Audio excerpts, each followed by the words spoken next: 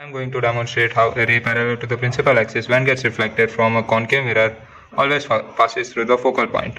So I have used GeoGebra right here to make a virtual setup and use the exact same measurements to make a real life setup. I have a point A dash and point B dash and a focal point and the center of curvature. And the angle between here is approximately 70.5 degree, as you can see. So we can imagine a concave mirror going like this, touching the point A dash right here, which I have marked, and going through here and touching the point B dash, which I have marked. So when I project this ball towards B dash, it should get reflected and pass through the focal point.